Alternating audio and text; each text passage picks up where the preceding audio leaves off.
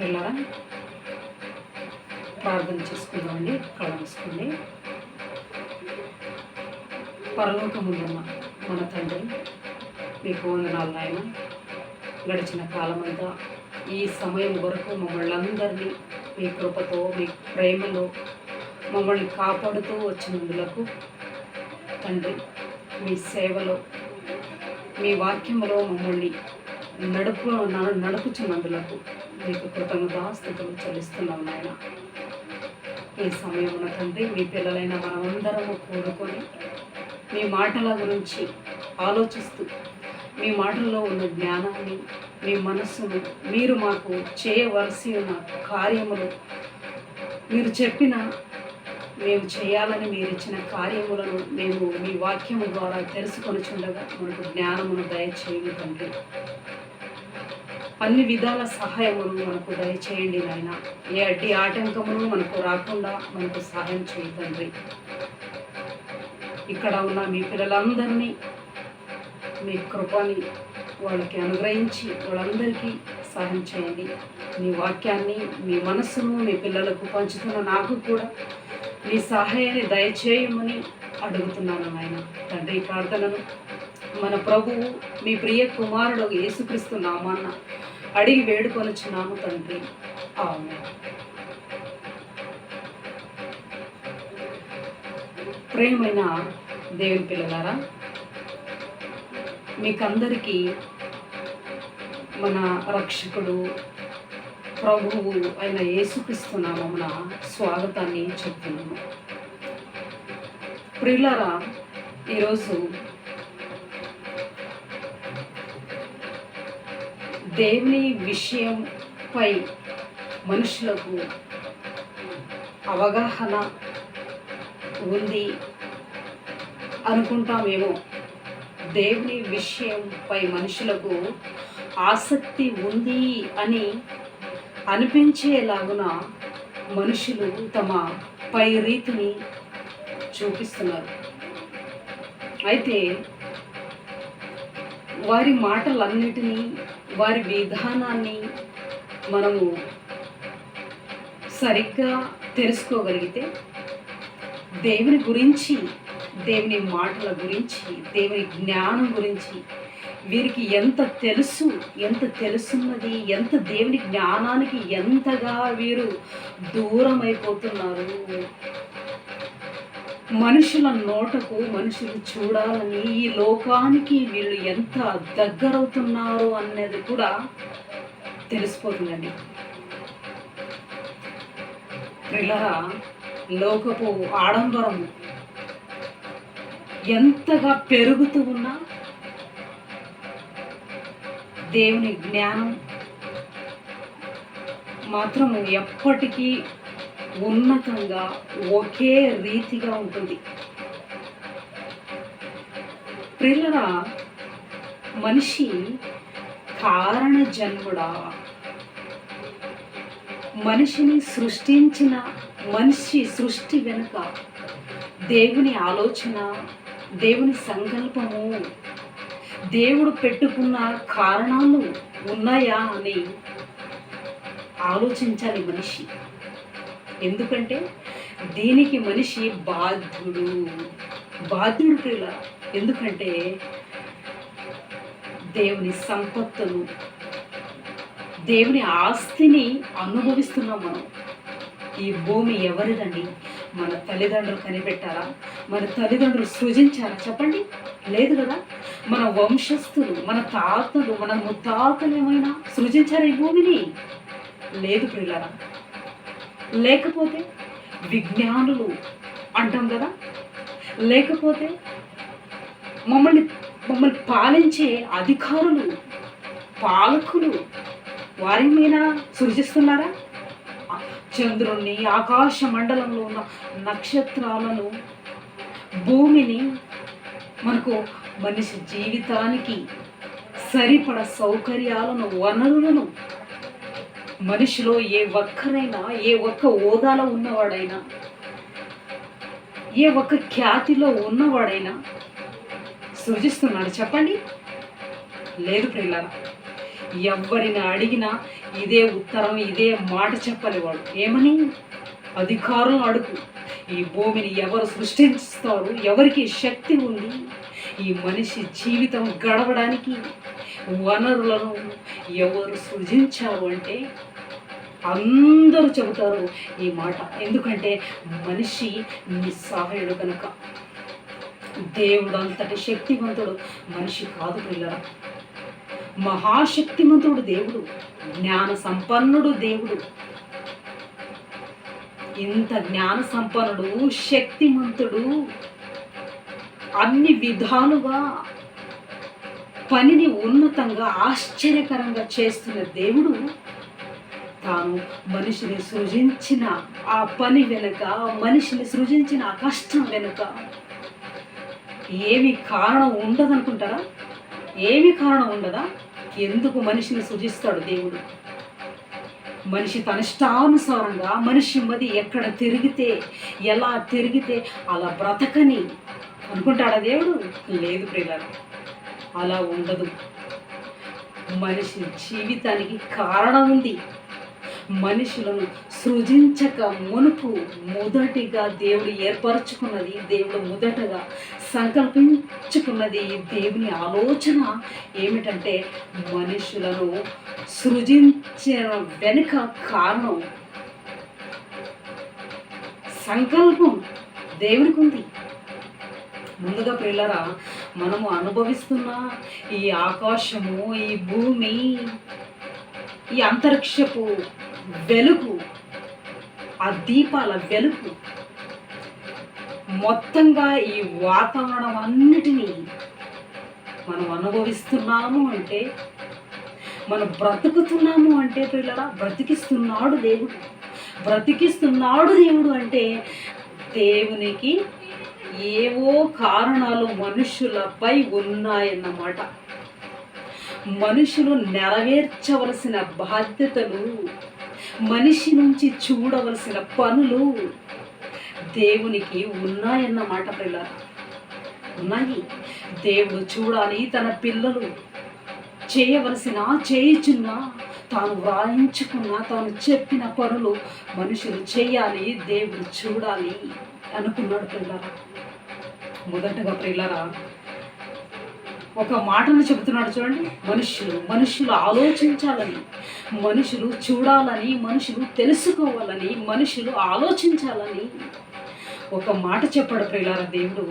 అదేమిటి అంటే, పౌలు గారు ఇబ్రీయులకు రాసిన పత్రిక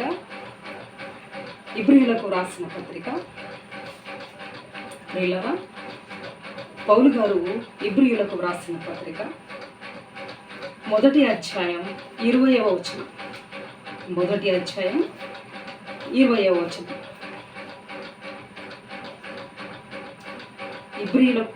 రోమీయులకు రాసిన పత్రిక, పౌలు గారు రోమీయులకు రాసిన పత్రిక 1వ అధ్యాయం 20వ వచనం.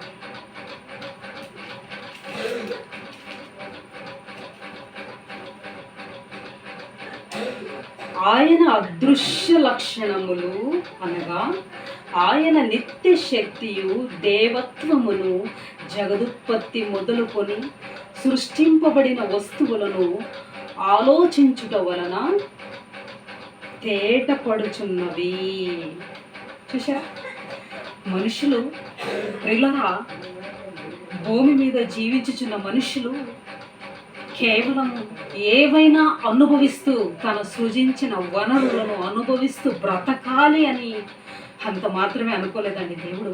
ఏమనుకున్నాడో తెలుసా? మనిషి అనుభవించుచున్న ప్రతి దాన్ని ఆలోచించేవాడిగా ఉండాలి, ఆలోచించాలి అనుకున్నాడు దేవుడు. అందుకే కదండి శక్తివంతమైన బ్రెయిన్ ఇచ్చాడు మనిషికి.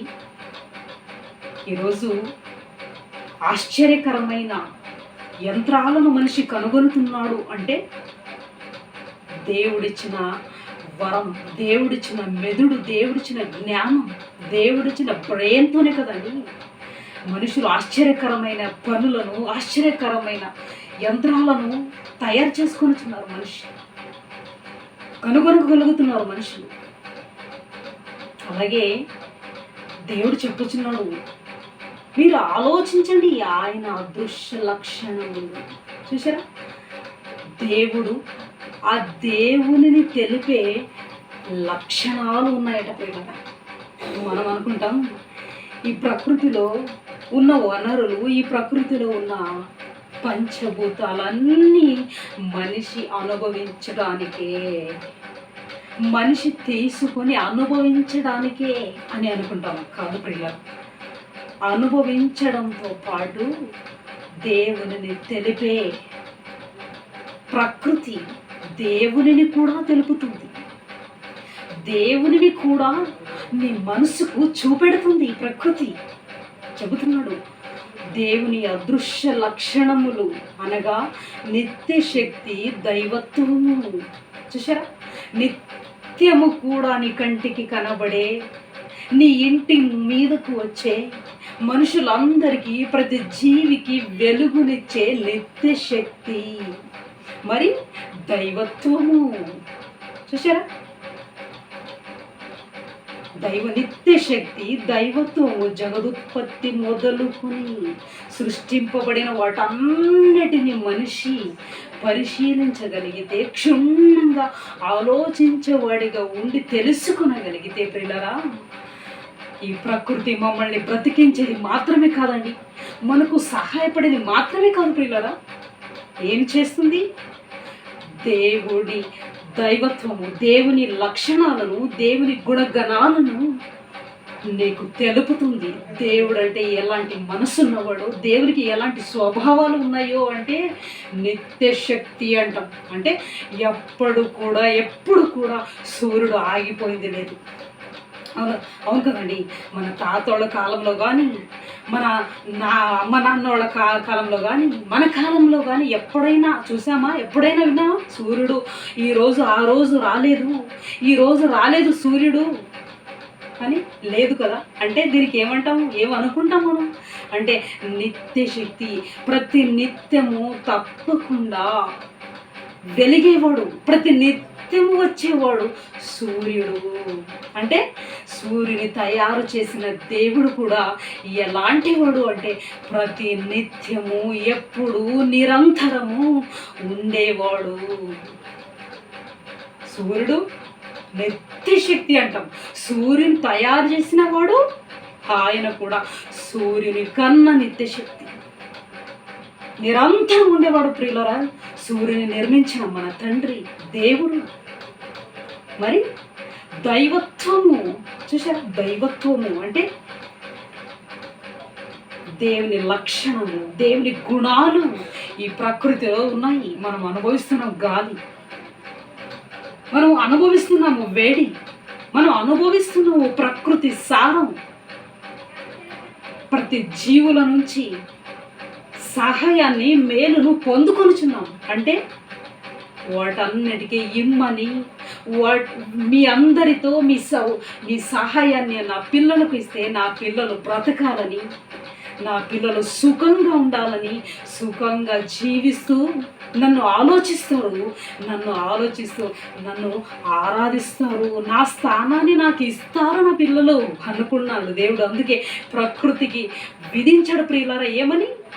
ఒక గేదె నా పిల్లలకు ఎదురు పడకుండా, నా పిల్లలను వ్యతిరేకించకుండా పాలివ్వాలని, ఒక గొర్రె నా పిల్లలను వ్యతిరేకించకుండా నా పిల్లలకు బలవ్వాలని, విధేయత చూపాలని, ఒక కోడి, గొర్రె, కోడి, గేదె, చూసారా, అన్ని ప్రతి జీవులు మనకు బలవుతున్నాయి అంటే వాటిలో ఏమి కనబడుతుంది? బలయ్యే గుణం ఏమి కనబడుతుంది? వాటిలో సహాయపడే గుణం ఏమి కనబడుతుంది? వాటిలో అంటే పిల్లరా బ్రతికించే తత్వం, విధేయత. ఇదంతా ఏంటి? ఇదంతా ఏమి అనుకుంటే ప్రియులారా, దైవత్వము. దేవుడు చూపమని, తన పిల్లలకు తెలుపమని, చూపమని వాటిలో దేవుడు ఉంచిన తన తత్వము, తన గుణం చేశారు ప్రియులారా. అందుకే చెప్పాడు ఏమని? సృష్టింపబడిన జగత్తన్నిటిని మీరు ఆలోచించండి, నేను కనబడతాను, నేను ఎలాంటి త్యాగమయుడో, ఎలాంటి త్యాగం, ఎలాంటి మనస్సు నాకుందో మీకు అర్థమవుతుంది. మీ తండ్రినైనా నేను, ఈ జగత్తును సృష్టించిన నేను, ఎలాంటి వాడో సృష్టింపబడిన జగత్తన్నిటిని ఆలోచించండి. మీరు అనుభవిస్తూ కూడా ఆలోచించాలి అని దేవుడు చెప్పడు ప్రియులరా. దేవుడు చెప్పిన పని కూడా ఇదొకటి, దేవుడు చెప్పిన పని ప్రియులరా. ఇంకా మనం దేవుడు మనల్ని సృజించిన దేవుడు మన విషయమై ఇంకా ఏమి అనుకున్నాడు అని మనం చూస్తే ప్రియులరా, ఒకసారి చూద్దామండి వాక్యాన్ని. అపోస్తలుల కార్యములు 17వ అధ్యాయము చూడండి ప్రియులరా. అపోస్తలుల కార్యములు 17వ అధ్యాయం 26వ వచనం. అపోస్తల కార్యములు 17వ అధ్యాయం 26వ వచనం. మరియు యావత్ భూమి మీద కాపురం ఉండుటకు ఆయన ఒకని నుండి ప్రతి జాతి మనుషులను సృష్టించి, వారు ఒకవేళ దేవుని తడువులాడి కనుగొందురేమో అని తన్ను వెదకు నిమిత్తము. చూసారా ఏమని చెబుతున్నాడు? మనుషులందరినీ సృజించాడు. మనుషులందరినీ ఎలా భూమిని ఎలా నింపాలి, అందరినీ ఎలా భూలోకం మీదకి నింపాలి అనుకున్నాడో అలాగే మనుషులందరినీ రాబట్టాడు. మనుషులందరినీ ఆ మార్గం నుంచే, తాను సంకల్పించిన మార్గం నుంచే దింపుతున్నాడు భూమి మీద. అలా పుట్టిన మనిషి ఏమి చేయాలి కూడా తెలుసా ప్రియులారా? ఏమి చేయాలి అంటే దేవుణ్ణి కనుగొనాలి. చూసారా మనిషికి ఆయుష్కాలాన్ని ప్రియులారా 70-80 ఆయుష్కాలాన్ని దేవుడు మనిషికి ఇస్తున్నాడు. ఎందుకు అంటే తడువులాడి లేట్ అయినా 60 సంవత్సరంలో అయినా, 65 సంవత్సరంలో అయినా, 50 సంవత్సరంలో అయినా నా పిల్లలు నన్ను కనుగొంటారు అని ఆలోచన పెట్టుకున్నాడండి, ఆశ పెట్టుకున్నాడు. మనం అనుకుంటాం వీళ్ళు 80 సంవత్సరం అయింది, 75 సంవత్సరం అయింది, ఎందుకు ఏ పని చేయట్లేదు, దేవుడు అంటే వీళ్ళకి జ్ఞానం లేదు, ఒక్కరంగా జీవిస్తున్నారు, వీళ్ళు దేవునిపై కూడా తిరుగులాడే జనం, ఎందుకు వీళ్ళు బ్రతుకున్నారేమో అని వాళ్ళ విషయమై మేము విసిగిపోతాం కదా. మనుషులు విసుగు మాట్లాడతాం వాళ్ళ మీద. అయితే దేవుడు వారిని ఇంకనూ బ్రతికిస్తున్నాడు అంటే వారి మీద ఇంకనూ ఆశ పెట్టుకున్నాడు దేవుడు. ఏమని? తడువులాడైనా లేట్ అయినా నన్ను కనుగొంటారు, తమ్ముని సృజించింది దేవుడని, ఆయన ఉన్నాడని, ఆయన తమపై ఆశలు పెట్టుకున్నాడని, తమ్మును గురించి ఎదురు చూస్తూ ఉన్నాడని ఆలోచన వాళ్ళ మదిలో ఈ సంవత్సరంలోనైనా, వృద్ధాప్యంలో అయినా, 60 సంవత్సరంలో అయినా ఆ ఆలోచన వాళ్ళలో పుడుతుందేమో, వస్తుందేమో, ఆలోచిస్తారేమో. ఆ వయసులో అయినా నా కోసం త్యాగం చేస్తారేమో, వాళ్ళు త్యాగాలు అనుకున్నాడు ప్రియులారా. ఈ ఆలోచన పెట్టుకున్నాడు మనుషుల మీద. మనుషులు ఏమనుకుంటారు? మనుషులు 60 సంవత్సరం బ్రతికితే నేను గొప్ప కదా, నేను ఘనవంతుడు కదా, అందుకే నాకు ఇంత ఆయుస్సు, మంచివాడని, నేను మంచి వంశస్థుడిని, మంచి వంశంలో పుట్టిన వాడను, ఇలా తప్పుగా విర్రవిగుతున్నాడు మనిషి. దేవుడు తన మీద నిరీక్షణ పెట్టుకున్నాడన్న ఆలోచన, దీనికోసమే తనకు ఆయుష్కాలం ఇస్తున్నాడు, దీనికోసమే దేవుడు మరణం ఇవ్వటం లేదు, ఎదురు చూస్తున్నాడు అన్న ఆలోచన వాళ్ళకి లేదు పిల్లలు. చూసారా దేవుని ఆలోచన మనుషుల మీద ఇంతగా ఉంటే మనుషులు దీనికి విరోధంగా ఘోరంగా ఉన్నారు ప్రియులారా. ఘోరంగా ఎంత వయస్సు వాళ్ళని కూడా కదిలితే ప్రియులారా, వారిని కదిలించేస్తే వారి మనస్తత్వం, వారి ఆలోచనలు ఘోరంగా ఉంటాయి. వాళ్ళు అప్పుడే చచ్చిపోతే నరకానికి వెళ్ళే విధంగా ఉంటారు. ఇంకేమి లోకాన్ని అనుభవించాము కదా, మిగిలింది ఇంకేముంది, బాధలతో జీవించాలి కదా. అదేదో దేవుని కనుగొని దేవుని ఆరాధిస్తూ దేవునితో ఆ జీవితం గడపాలి అని అనుకోరు ప్రేరా. అనుకోరు వాళ్ళు, ఆ వయసులో అలా అనుకోరు వాళ్ళు. ఏమనుకుంటారు, ఇంకా గొప్పగా చాటుకుంటారు. చాటవలసింది దేవుడిని అని తెలియక తమ అజ్ఞానాన్ని చాటుతున్నారు వాళ్ళు. చూసారా, ఇలా ఉండాలా చెప్పండి. దేవుణ్ణి మరిచి బ్రతికిన బ్రతుకు కాదు. ఎన్ని సంవత్సరంలో ఉండైనా, ఎన్ని సంవత్సరం వచ్చినా, ఎంత వయస్సుడవైనా కూడా బ్రతుకు కాదు. ఆ బ్రతుకు విలువ లేదు, ఆ వయస్సుకు లేదు విలువ. అలా ఆ వయస్సుకు లేదు పిల్లల విలువ. దేవుని మరిచిన బ్రతికిన వయస్సుకు, ఆ మనిషికి విలువ లేదు. విలువ అసలు ఎవడికి ఉంటుంది? విలువ గలవారు ఎవరు అంటే దేవుడు. దేవునికి విధేయులు, విలువ గల మనుషులు. ఎందుకంటే న్యాయం అది. అన్నిటినీ అనుభవిస్తున్నామంటే ఇచ్చింది దేవుడు. కనుగొనవలసింది దేవుణ్ణి. విలువనిచ్చి విధేయతతో బ్రతకాల్సింది దేవుడికి. చూసారా, ఇది న్యాయం అంటారు దీన్ని. న్యాయం, సరి అయిన న్యాయం, దేవుడు మెచ్చే న్యాయం ఇది. చూసారా, ఎలాంటి ఆలోచన పెట్టుకున్నాడు దేవుడు మనుషుల మీద. తడువులాడైనా కనుగొనాలి నా పిల్లలు, తడువులాడైనా కనుగొనాలి.